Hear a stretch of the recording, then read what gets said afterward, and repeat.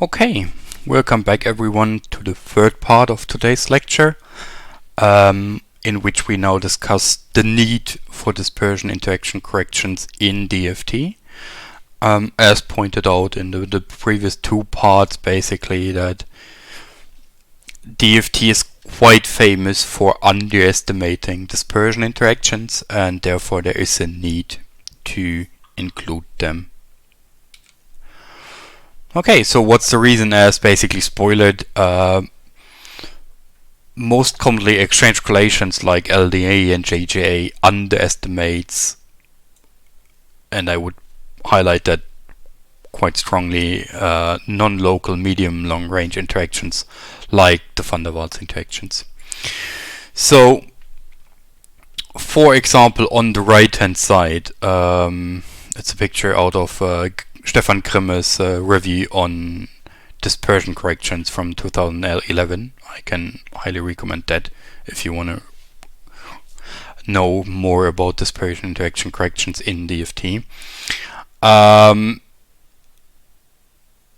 They showed an example for two stacked benzenes, and their basically ground state energy. So in the black line here, right, the solid black line is the reference, and it should be actually negative, right, at the around 4 angstrom, whereas basically the equilibrium distance between those two stacked benzene rings. However, if we take the PBE, what's the GGA functional, right, it completely goes off, and even the B3 lip, that one here, which is a hybrid functional, right? It still even don't even go to negative values. So it actually completely changed the physics or the chemistry of that interaction. So you can clearly see that even a rank 4 functional is still chemically or physically completely off by I mean, it shows it's positive, whereas the truth is it's negative, right? So that's actually quite noticeable.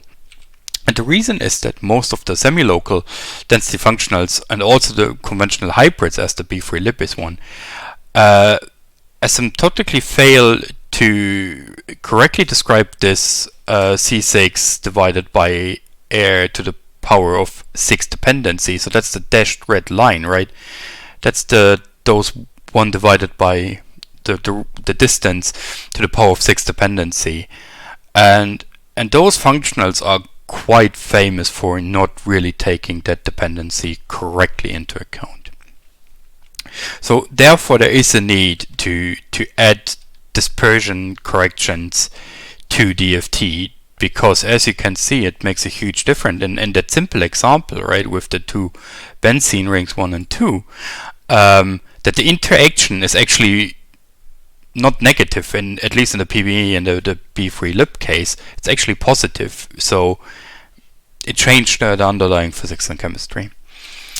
So what types of dispersion interactions do we have, right? We have, those are all non-covalent distance-dependent interactions between whatever molecules and atoms. So the first one is the Kiesom interaction, where we have basically two dipoles. It's basically a dipole-dipole or dipole-dipole force. Then the bi,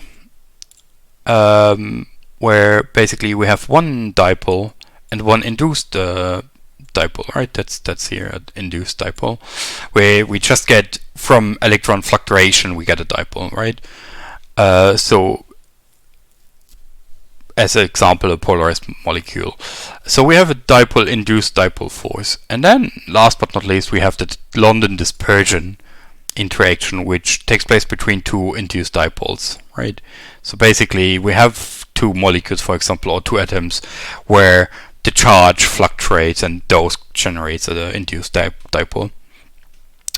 And those are quite often referred to van der Waals interaction. So I might use now van der Waals interaction as interchangeable with London dispersion. So those three different types of the dispersion interactions we have. But how do we correct them? And there are basically three different approaches And I highlighted the one in green we will discuss quickly. There's a third one, I will point out that in a second, but we don't discuss it further. So the first one is basically the C6 based method, quite often also called DFT or DFT-D methods, because what we do is we solve what we learn in the next part, how to compute the ground state energy with the Cohen-Charm equation. So we compute those first, and then on top we basically add the dispersion interaction. But we just solve first the Cohen-Charm equations first, and then we do an approximation for the dispersion interaction and add that on top. So it's just an additive approach basically. The second one is the density based one, where we include non-localized interactions directly in the potential. So those are van der Waals density functionals, for example, or later then also parameterized DFs, which we don't cover here. But here we embed the dispersion and interaction corrections directly into the functional. So here basically, if we solve the Cohen-Charm equation, we end up with a dispersion correction corrected energy at the end directly, whereas in the C6 based ones we need to additionally add another step to compute the edisp term basically. And then last but not least, there's this electron effective on one electron potentials. Method wise it's DCA, CP or LAB or DCP. There is a nice review paper if you're interested in those, von Anatoly von Linienfeld, which I can highly recommend if you want to go further into that topic, but we don't cover that here. So we now stick for the C6 based and the density based methods. So starting with the C6 based correction methods. So the idea here is treat the dispersion interaction semi-classical and combine the resulting potential with DFT, for example. We can also do the same method with, for example, the machine learning interatomic potential. That works basically the same. And again, when we see what's plotted on the right hand side, in red is this 1 divided by R6 dependency. It goes down, right? And then we have different approaches in black and in red. We come to that in a second. So over the time, various DFT-D methods have been developed, and all are basically based on atom pair analysis of the dispersion energy. So we basically sum up all over our atom pairs, and then we have a dumping value, and the methods technically only differentiate between within those dumping parameters, or mostly within those. And as I said, I took the picture out of Stefan Skrimmer review, and then Stefan Skrimmer is quite known for developing this DFT D methods, D1 basically, D2, D3, and D4. And depending on the dumping parameter, you basically make sure that for small distances your dispersion contributions converge to some value basically. And here in black, that's their first D3 interaction basically, where you basically dump the dispersion interaction nearly to zero, or to zero basically, right? It ends up basically at zero.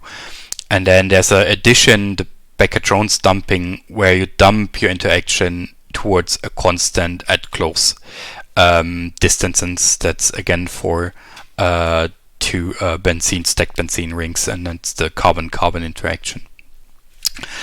So the Becker-Jones in that example, right, because it dumps to a more non-zero value, it's a bit more realistically than, because it follows more the C6 divided by r to the power of 6 dependency. Whereas with a zero damping, you dump to zero, and that's basically for short dispersion interactions. But you see that anyhow, in both cases, right, you add the dispersion contribution for small distances, which are important to describe the true chemistry. For example, for those two benzene rings. Further, there is the density-based correction methods. So the idea here is to treat the dispersion interaction in a non-empirical way. So beforehand, if I jump quickly back, right, those pairwise analysis for the C6 method is fully parameterized. So it's a fully parameterized method or method class basically, whereas the density-based correction methods don't do that. So they solely depend on the electron density, and the idea here is that we basically extend the exchange correlation contribution with a non-local contribution. So if that's our exchange correlation contribution, we have the exchange part and the correlation part, and we're with those functionals, we're in the LDA or GGA framework. They work in both, and we add then as a third term those non-local correlation contribution. And basically what we are doing is we treat the dispersion energy here from this double space integral, that one here basically, oops, and that one, because now we take the density, a bit like GGA, right, at R and R prime positions into account. And there are various different implementations of those density-based correlation methods, and they differ basically just in the description of that that parameter here, which is the non-local correlation kernel, depending on R and R prime, and basically how you define that one. Then you get different implementations of those density-based correction methods. And those are basically two different approaches to correct density, the dispersion interactions in density functional theory. And as I said, it depends on what you're interested in, what your system is, right? If you have a fully ionic bounded material like sodium chloride, then for sure your dispersion interactions are more or less zero. So in that case, you don't need to add any dispersion interaction, because at the end it just adds cost, but you don't get any value in form of accuracy. However, if you have, again, as an example for the two stacked benzene rings, for example, then those are highly affected by dispersion forces, and then it's actually crucial to include them into your calculation. And with that, we're at the end of the third part. And in the next part, then we will discuss actually how to compute the electronic or the true ground state energy by solving the Cohen-Charm equations, and then how to actually get physical meaningful values out of a DFT calculations.